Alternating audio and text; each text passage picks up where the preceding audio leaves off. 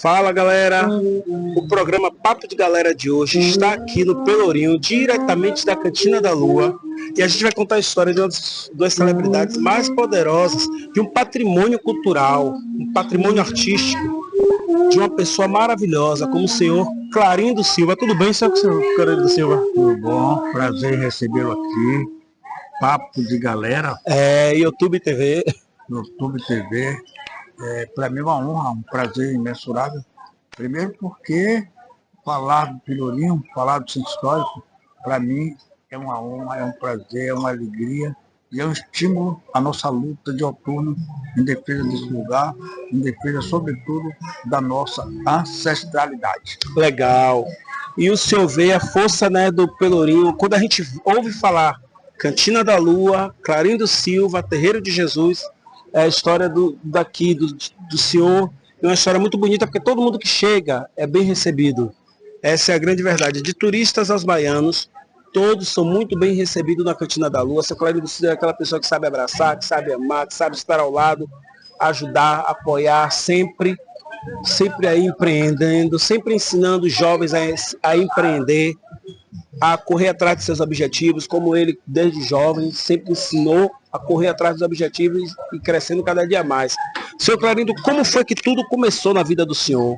Antes de falar como tudo começou na minha vida, eu gostaria de agradecer a Deus, agradecer a todos os santos, minha Bahia de Todos os Santos, a todas as forças da natureza e a todos os espíritos de luz, por esse momento grandioso, luminoso, iluminado, em que a nossa Papo de Galera está aqui sentado na esquina do Pelourinho, ou seja, em uma das zonas de esquina mais importantes do planeta Terra, exatamente para falar um pouco da minha história de vida, dessa longa caminhada.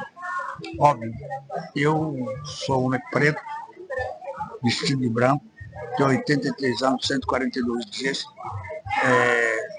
sapato branco, meia branca, gravata amarela, e cheguei aqui em Salvador com 8 anos de idade. Eu sou filho de Conceição de Almeida, uma cidade que fica a 162 quilômetros daqui. Por um acaso, foram 15 horas de viagem.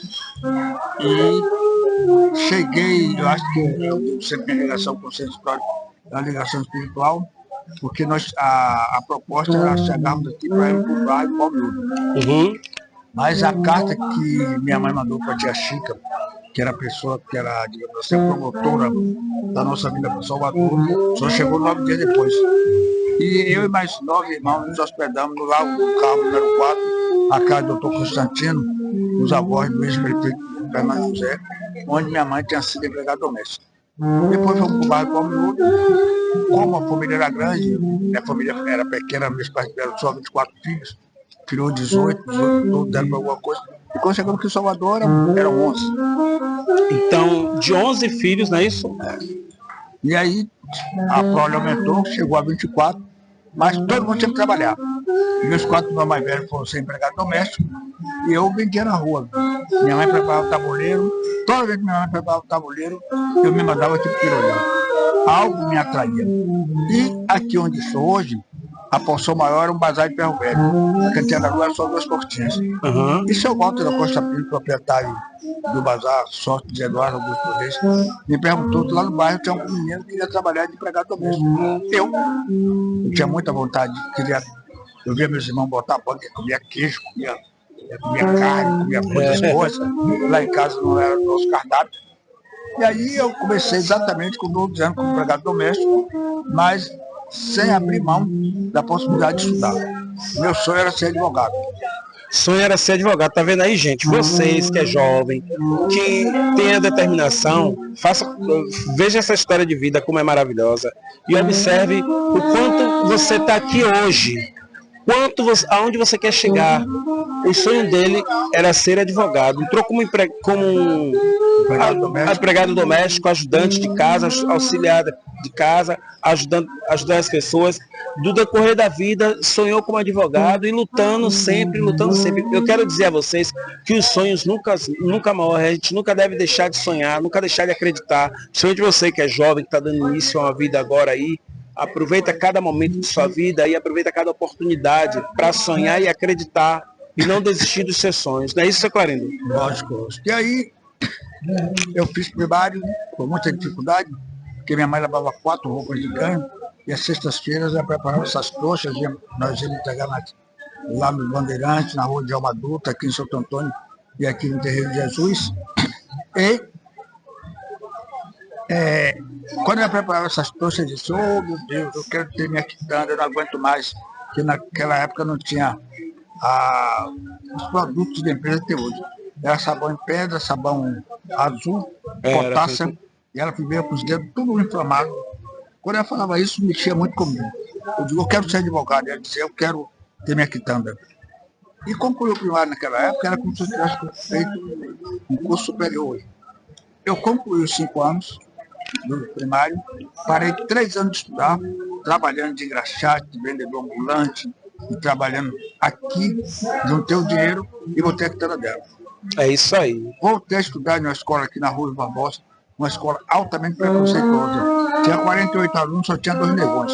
Eu fazia minha anotação em papel de embrulho e o Roque, que era filho de um petroleiro, e ser petroleiro, estivador e funcionário do Banco do Brasil, dava status.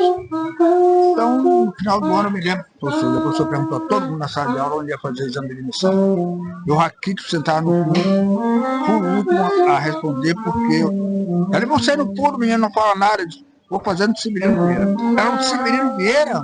Você não faz no Sé, não faz no Duque Caxias. Você é muito fraquinho. No Severino você não passa.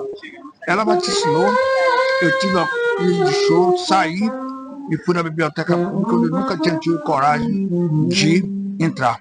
Mas eu fiz, e se você chegasse lá em casa de 10 até 1, 2 horas da manhã, eu estava com os pés dentro da bacia de água fria, estudando para poder dar uma resposta ao professor. Fiz isso, aí me matriculei no Severino, fiz a prova oral, fiz a prova escrita e português eliminatório. Hoje minha neta fez vestibular, 4 vestibulares no mesmo ano, e passou nos 4, coincidentemente. E naquela época, você perdesse o exame de admissão, você tinha que esperar mais um ano para estudar. Eu fiz a escrita, na hora da oral tinha 2 filhas, uma filha enorme e outra pequena. E aí eu perguntei por que você sabia pequeno, eu pedi a professora Calamidade, a sua nota baixa. Como eu sempre gostei de desafio, eu fui para a filha Calamidade. Tá nervoso, tá tremendo? Eu disse, o que você faz na vida? Eu disse, eu sou empregado doméstico. Aí ela fez, empregado doméstico. Você quer ser o quê? Eu quero ser advogado. Ela é advogado preto, em pleno século 60, em pleno 1960, a década de 60, de uma educadora, né? Aí eu estava sentado na mesa, ela abre lê até os parágrafos. Analisa exatamente primeiro conceito do texto. O pretérito perfeito do último verbo do texto que o senhor leu. Ou essa mulher me chamou de senhor, vai me dar 0. Certo questionário, cheguei aqui para ler com meus patrões. Não, você é muito esforçado, para o ano você passa, não se preocupe com isso. Aí cheguei em casa, minha mãe me abraçou, chorou comigo. Eu fiz 8 na escrita, tirei 10 com Calamidade. Aí, ó. Até morrer.